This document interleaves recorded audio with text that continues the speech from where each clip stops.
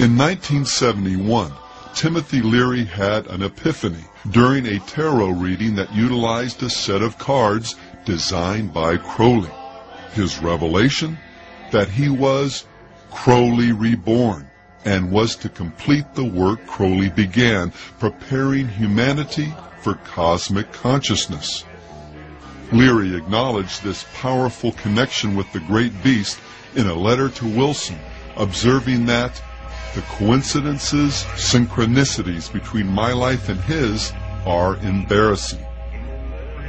From this connection flowed frequent references to Crowley, his philosophy, and their common destinies in Leary's writings and speech. Well, I've been an admirer of Aleister Crowley. I think that I'm carrying on much of the work that he started over 100 years ago, and I think the 60s themselves. You know, Crowley said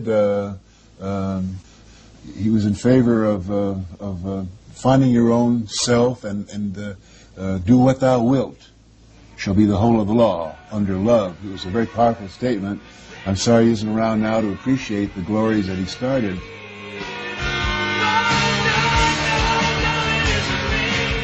The phrase, do what thou wilt, was taken from the Book of the Law, Crowley's most renowned work, and one whose composition is worth understanding in the context of our study. While visiting Egypt in 1904, Crowley's first wife, Rose, began going into spontaneous trances, muttering things like, "They are waiting for you," and "He who was waiting was Horus." Intrigued, Crowley and Rose went to visit the Cairo Museum.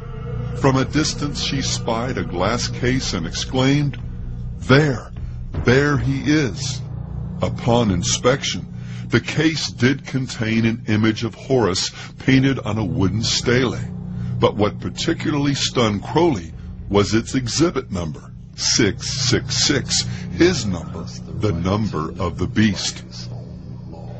Convinced now that something supernatural was happening, Crowley went back to his hotel and performed a ritual, summoning this higher power. Over 3 successive days, beginning on April 8th, the book was channeled through Crowley while in a trance. And the content of this revelation? "I am the snake that giveth knowledge," the Spirit said. "To worship me take wine and strange drugs, whereof I will tell my prophet." Falling on precisely the wrong side of the Bible's account concerning the fall of man and Satan's role, this snake spirit begins the revelation by telling man that he is a god, that reality is essentially an illusion, sin a myth, and that ethically there's no greater commandment than the law of Thelema, Greek for will, as famously stated in the 40th verse of chapter 1. Do what thou wilt shall be the whole of the law.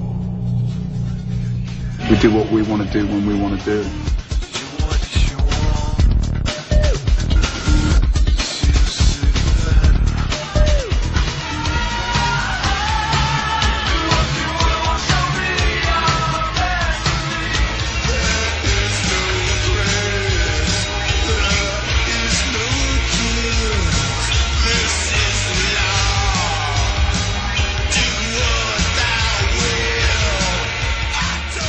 Well, today that same law has been written, spoken, or sung about by more contemporary artists than even Robert Anton Wilson would have imagined.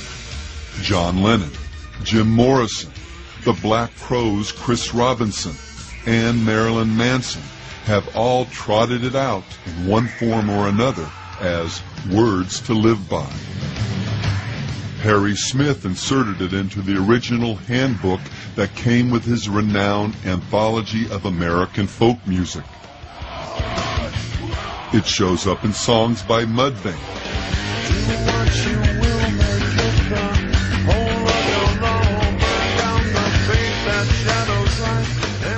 David Bowie, The Only Ones, The Electric Hellfire Club, Alphaville, Throbbing Gristle, Numb, Ancient Ceremony, Eddie and the Hot Rods, Death SS, theater of tragedy, cult disciples, Therion, Psychic TV, Celtic Frost, Bruce Dickinson, Moonspell, Graham Bond, Sepultura, Edge of Sanity, the Lords of the New Church, and Marilyn Manson, among others.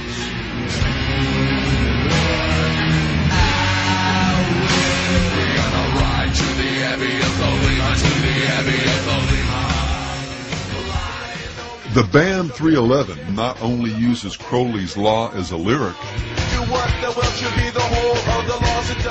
the bass player had it tattooed on his leg, as well as Crowley's Tree of Life design on his back. Punk band Unwritten Law had Crowley's Law written on their concert t-shirts. I'm closer to the golden dawn, immersed in Crowley's uniform of imagery. Among rock artists who have studied and embraced aspects of Crowley's magical system, Daryl Hall, Sting, Coil, and Killing Joke, among many others, could relate at some point in their careers to Bowie's comment, "My overriding interest was in Kabbalah and Crowleyism, the whole dark and rather fearsome netherworld of the wrong side of the brain." Director Donald Cammell, the man behind the underground film Performance, used to enjoy telling friends that, as a child, he would sometimes be bounced on the knee of the wickedest man in the world. Significantly, the film starred the Stones' Mick Jagger and Anita Pallenberg, herself a devoted occultist, and explored nihilism and insanity through the metaphor of rock and roll. The only performance that makes it, that really makes it, that makes it all the way, is the one that achieves madness, right? Cammell also played the role of Osiris in Lucifer Rising, the film by another Crowley devotee, Kenneth Anger. Anger directed and produced a number of occult films that utilized the talents of rockers Marian Faithfull, Mick Jagger, Jimmy Page, and Bobby Beausoleil, another Crowleyite who was later convicted of murder in relation to the Manson cult. And Led Zeppelin's Jimmy Page's fascination with the great beast is so notorious, it rates its own link on a website dedicated to Crowleyana. From studying magic as an adolescent, purchasing Crowley's old house, buying an occult bookstore and naming it after a periodical Crowley published, inscribing Do What Thou Wilt onto the runoff vinyl for the first pressing of Led Zeppelin III, even acting out rituals on stage that look an awful lot like those described by the Beast in his, quote, instructions to his magical order. Page meant it when he said, "I've employed his system in my own day-to-day life." While few artists have shown the same level of dedication to Crowley's life and philosophy as Page, or the members of Coil, or any number of satanic metal bands, there's one sense in which Crowley's legacy has become central to the spirit of most of rock and roll. We'll discuss this in more detail in Part 8 of this series, but for now understand that his primary message was simply, find your true will and then do it. Thou hast no right but to do thy will. Do that, and no other shall say nay. Every man and every woman is a star. Which, when you boil it down, really means there is no God but man. This is not to say literally that there's no God. Satan knows there is, as do all men, if but just deep in their hearts. The crux of Crowley's demonic creed was just that each individual has no higher authority than their own will, that we are free to live life as we please. And this was the lie that the serpent hissed in the garden, and the deception that has become the siren chorus that floats through the world of popular music. Stuck into your